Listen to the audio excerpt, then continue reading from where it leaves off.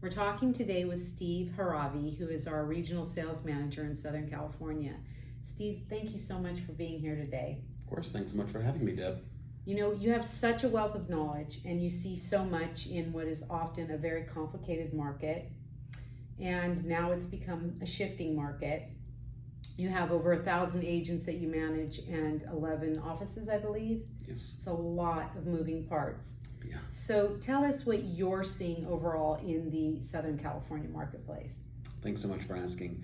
I'm seeing really a mixture of things right now. So, you know, for several years, we've been calling the market a seller's market, and it really was. Almost every single property, low inventory, was selling in multiple offers, bidding wars, all that good fun stuff.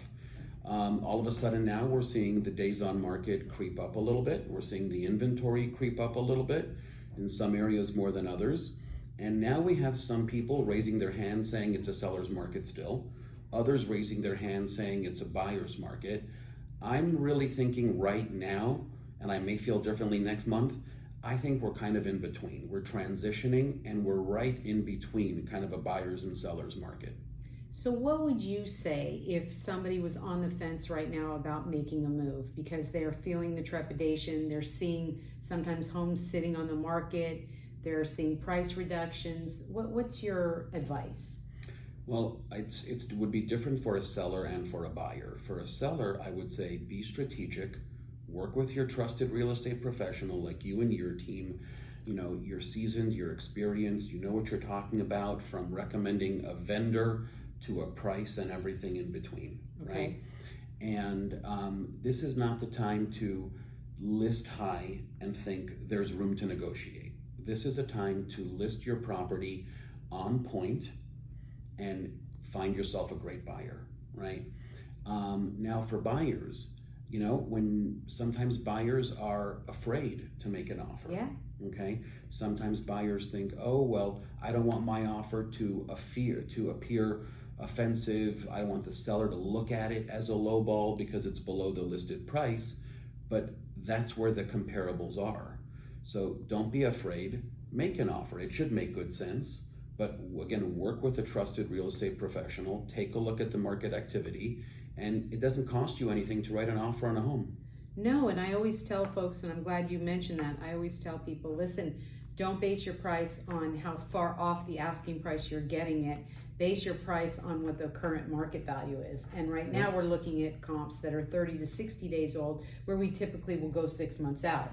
But because so much has shifted, you know, and if you have somebody that really understands the marketplace and understands comparing homes and the details, I think that's a good, strong place to start.